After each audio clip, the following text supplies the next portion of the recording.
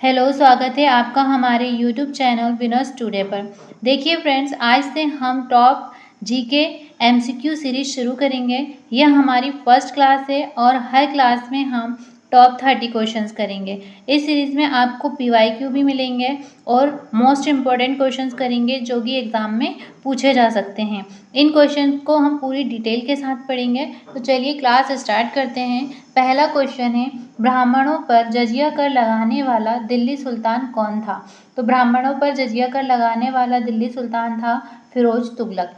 फिरोज तुगलक को इनके सल्तनत युग का अकबर भी कहा जाता था। अमीर खुसरो को तोताए हिंद कहते थे और मोहम्मद बिन तुगलक का नाम था जूना खां। नेक्स्ट क्वेश्चन है, कालाहारी मरुस्थल किस महाद्वीप में स्थित है? कालाहारी मरुस्थल दक्षिण अफ्रीका में स्थित है। महात्मा गांधी जी को अर्धनग्न फकीर किसने कहा था? महात्मा गांधी को अर्धनग्न फकीर विंस्टन चर्चिल ने कहा था। महात्मा गांधी को महात्मा की उपाधि रविंद्रनाथ टैगोर ने दी थी और उन्हें राष्ट्रपति सुभाष चंद्र बोस ने कहा था। रविंद्रनाथ टैगोर को गीतांजलि के लिए नोबेल पुरस्कार भी मिला है। हल्दी घाटी का युद्ध किस समय लड़ा गया था? हल्दी घाटी का युद्ध 1576 में लड़ा गया था। हल्दी घाटी का युद्ध कब लड़ा गया था? 1576 में अकबर व महाराणा प्रताप के मध्य ये युद्ध हुआ था। अब याद रखना कि महाराणा प्रताप के घोड़े का नाम क्या था? चेचक। ये एग्जाम में पूछा जाता है। मुगल वंश का अंतिम शासक कौन था? मुगल वंश का अंतिम शासक था बहादुर शाह जफर। मुगल वंश का अंतिम शासक बहादुर शाह जफर था। भारत में 1857 के विद्रोह के दौरान बहादुर शाह द्वितीय मुगल सम्राट थे, जो 19वें और अंतिम मुगल सम्राट थे। इनकी मृत्यु रंगून में हुई थी। सत्यमेव जयते कहाँ से लिया गया है? सत्यमेव जयते कहाँ से? सत्यमेव जयते मुंडिको उपनिषद से लिया गया है। प्रथम गोलमेज सम्मेलन कहाँ हुआ था? प्रथम गोलमेज सम्मेलन लंदन में हुआ था। प्रथम गोलमेज सम्मेलन लंदन में 1930 में हुआ था। गोलमेज सम्मेलन लंदन में 1930 में हुआ था। दूसरा गोलमेज सम्मेलन 1931 में हुआ था और तीसरा गोलमेज सम्मेलन 1932 में हुआ था। तीनों ही सम्मेलन में भाग लेने वाले एकमात्र भारतीय डॉक्टर भीमराव अंबेडकर थे और महात्मा गांधी ने द्वितीय गोलमेज सम्मेलन में भाग लिया था। किस संविधान संशोधन को मिनी कॉन्स्टिट्यूशन कहा जाता है? किसे कहा जाता है? 42वें संशोधन को। 42वें संशोधन को मिनी कॉन्स्टिट्यूशन कहा जाता है।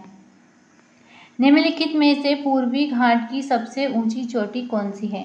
निम्नलिखित में से पूर्वी घाट की सबसे ऊंची चोटी कौन सी है? अरमाकोंडा। अरमाकोंडा पूर्वी घाट की सबसे ऊंची चोटी है। इसकी ऊंचाई 1620 है। इसकी ऊंचाई कितनी है? 1620 है। धूपगढ़ की बात करें तो धूपगढ़ एमपी की सबसे ऊंची चोटी है, जो महादेव की पहाड़ियों में स्थित है और इसकी ऊंचाई है 1350, जो पचमढ़ी में है। क्वेश्चन 10वां है हमारा, वर्ष 1975 से 1977 के बीच आपातकाल के दौरान भारत के प्रधानमंत्री कौन थे? 1975 से 1977 के बीच आपातकाल लगा था। तब भारत के प्रधानमंत्री कौन थे? इंदिरा गांधी।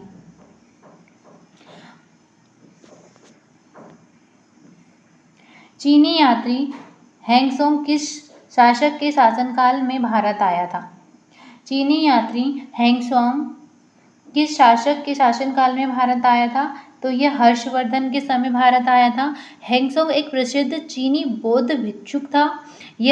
वह हर्षवर्धन के शासनकाल में भारत आया। वह भारत के 15 वर्षों तक रहा। भारत में कितने? 15 वर्षों तक रहा। अपनी पुस्तक सी युग की भी उसने भारत में लिखी थी, जिसमें भारत में उनकी यात्रा और तत्कालिक भारत का विवरण दिया था। नर्मदा बचाओ आंदोलन किसके नेतृत्व में प्रारंभ किया गया? नर्मदा बचाओ आंदोलन जो है वो मेघा पाटेकर के नेतृत्व में प्रारंभ किया गया था। अरुंधति रॉय की एक बहुत प्रसिद्ध बुक है जो एग्जाम में बहुत बार पूछी जाती है, वह है the God of small things. अंग्रेजों ने फूट डालो और शासन करो नीति कब अपनाई थी? अंग्रेजों ने फूट डालो और शासन करो नीति 1905 में अपनाई थी और ये उस समय भारत में लॉर्ड कर्जन थे। राष्ट्रीय खेल दिवस किसके जन्म दिवस पर मनाया जाता है? राष्ट्रीय खेल दिवस मेजर ध्यानचंद के जन्म दिवस पर मनाया जाता है 29 अगस्त को। 29 अगस्त को मनाया जाता है मेजर ध्यानचंद के जन्मदिन पर। मेजर ध्यानचंद को हॉकी का जादूगर भी कहा जाता है। विश्व में सर्वाधिक लवणता कहाँ पाई जाती है? विश्व में सर्वाधिक लवणता पाई जाती है बोन झील में। विश्व में सर्वाधिक लवणता बोन झील में पाई जाती है। क्षेत्रफल की दृष्टि से कैस्पियन सागर सबसे बड़ी झील है। आनुवांशिकी के पिता कौन है? आनुवांशिकी के पिता कौन है? मेंडल। आनुवांशिकी के पिता मेंडल को कहा जाता है। मेंडल ऑस्ट्रिया के निवासी थे और उद्यान मटर पर प्रयोग किया था। निम्न में से कृत्रिम रेशा है। निम्न में से कृत्रिम रेशा है। नायलॉन है, रेयॉन है, पॉलिएस्टर है या ए व सी दोनों हैं। तो यहाँ हमारा आंसर हो जाएगा ऑप्शन ए और ऑप्शन सी, ये तीनों ही हो जाएगा। नायलॉन और पॉलिएस्टर क्या है? कृत्रिम रेशे हैं। निम्न में से किस में असम्मिलित है? निम्न में से कौन है जो असम्मिलित है? मोतियाबिंद आंत को प्रभावित करेगा क्या? पीलिया यकृत को, टाइफाइड आंत को, निमोनिया फेफड़े को। तो सही उत्तर हो जाएगा हमारा, यहाँ देखें तो निमोनिया फेफड़े को प्रभावित करता है, ये सही है। टाइफाइड आंतों को प्रभावित करता है, पीलिया यकृत को प्रभावित करता है, लेकिन मोतियाबिंद आंत को प्रभावित नहीं करता है, ये आंखों को प्रभावित करता है। तो मोतियाबिंद हमारा सही आंसर हो जाएगा कि ये सम्मिलित नहीं है। चाकू से काटने वाली धातु है। चाकू से कटने वाली धातु कौन सी हो जाएगी? सोडियम। सोडियम चाकू से कटने वाली धातु है। यहाँ देखें तो लिथियम सबसे हल्की धातु होती है और हाइड्रोजन सबसे हल्का तत्व, और आर्गन कैसी होती है? आर्गन अक्रिय गैस है। साबुन के बुलबुलों पर श्वेत प्रकाश डालने से रंग दिखाई देते हैं, इसका कारण है। साबुन के बुलबुले पर श्वेत प्रकाश डालने से रंग दिखाई देते हैं, इसका कारण क्या है? व्यतिकरण। व्यतिकरण के कारण ही साबुन के बुलबुले पर अगर श्वेत प्रकाश डालते हैं तो हमें रंग दिखाई देते हैं। निम्न में से किसका प्रयोग बीपी मापने के लिए किया जाता है? निम्न में से बीपी मापने का प्रयोग किसके लिए किया जाता है? इस फिग्मो मैनोमीटर का उपयोग बीपी मापने के लिए किया जाता है। निम्न में से सफ़ेद सोना किसे कहा जाता है? निम्न में से सफ़ेद सोना किसे कहा जाता है? प्लेटिनियम को। प्लेटिनियम को सफ़ेद सोना कहा जाता है क्योंकि प्लेटिनियम चांदी की तरह ही सफ़ेद होता है तथा इस धातु की चमक सोने और चांदी जैसे महंगे धातु के समान ही होती है। कौन सा पानी में घुलने वाला विटामिन है?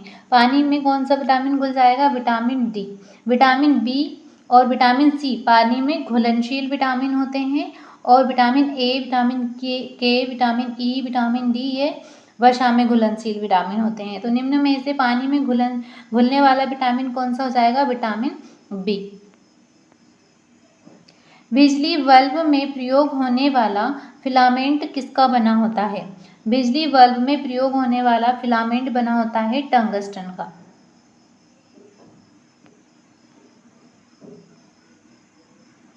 विद्युत प्रवाह का घनत्व होता है। विद्युत प्रवाह का घनत्व होता है एक अदिश परिणाम। विद्युत प्रवाह का घनत्व होता है एक अदिश परिणाम। वह भौतिक राशियाँ जिसमें केवल परिणाम होता है, उनकी कोई दिशा नहीं होती, इस प्रकार की राशियों को अदिश परिणाम होते हैं। एक ही तत्व के परमाणु जिनकी परमाणु संख्या समान होती है परंतु परमाणु भार अलग होते हैं, उसे कहते हैं। जिनकी परमाणु संख्या तो समान होती है परंतु परमाणु भार अलग होते हैं, उसे हम समस्थानिक कहते हैं।